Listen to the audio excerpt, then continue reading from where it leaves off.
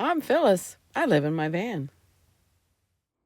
Oftentimes, I'm in remote locations where cell phone service is pretty limited. And I'm a big baby. I need to watch my YouTube videos and I need to upload videos like this for y'all. So there's a couple of different solutions for that. There's the Starlink, but that has a monthly fee and that wasn't really in my budget. So I opted to go with a Weboost. There are several different options for the Weboost. I got the one that is for truckers. It just seemed like it was going to work better for me, and it has a large antenna, which I've mounted on my roof. There are other options that have a little flat antenna, just magnetic, and I can't imagine that you're going to get as good of a reception as I do with my very tall antenna on the back of my van. The antenna is pretty tall, and that might be worrying to you, but it bends. That mount it's on bends a pretty good amount if you hit it. So if you go through trees and stuff, it's not really an issue. I haven't had any problems with it at all in the year or more I've had it. The main thing I'd say to be aware of about the Weboost, it's not a magic fix. You're not going to get the great Wi-Fi upload download that you had when you lived in a house, and I'm sure it's not as good as the Starlink, but what it can do and what it does best is take a signal that's almost not there and give you something you can work with. If you have 1 bar of signal, then the Weboost is going to help you. Typically, if I have 1 bar with my Weboost, I'm going to go up to 2 bars. 2 bars, I'll go up to maybe sometimes 3 bars.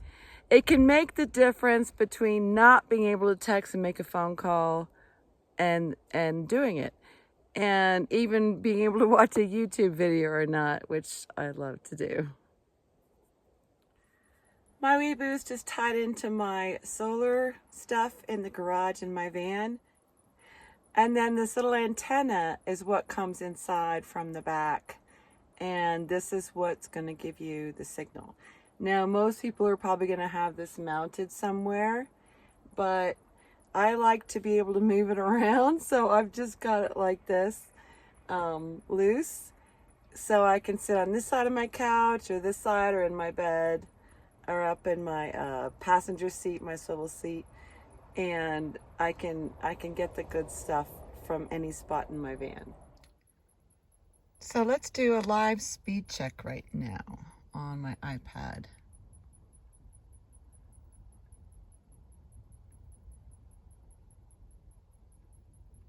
My Weboost is off right now.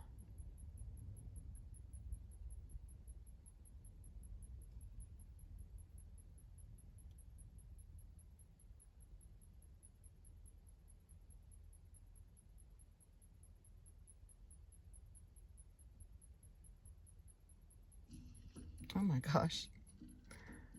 There's ads. Oh my gosh.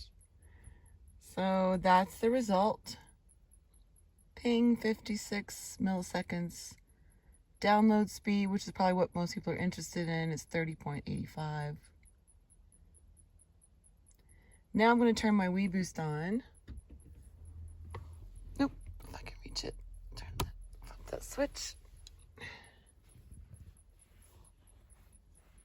Now let's test again.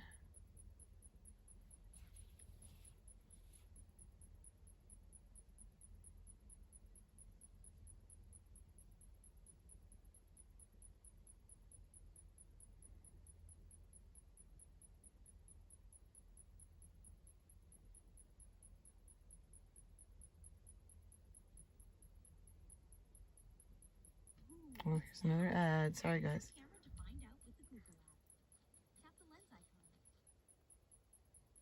Oh my gosh. Stop it. Okay, so there's the result from that with the Weboost on. So if you can go back and look at the history and see the numbers right next to each other, and you can see I did 2 tests right before that too. So with the Weboost on, wow, look at the difference.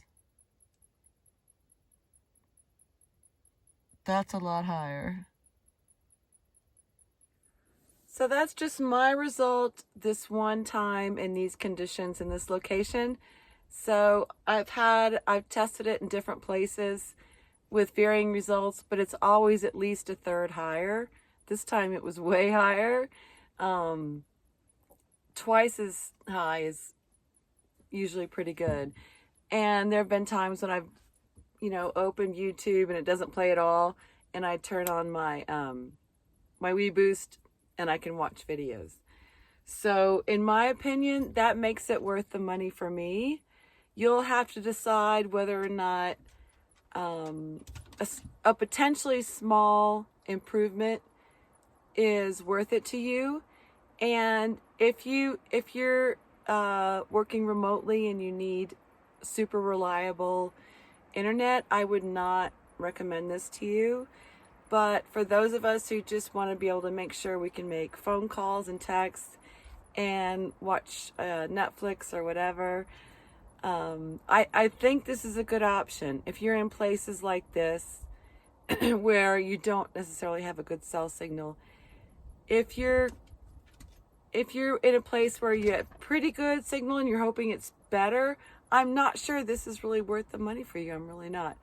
But for me and my lifestyle, I think it really works for me. And I would recommend it in this kind of situation.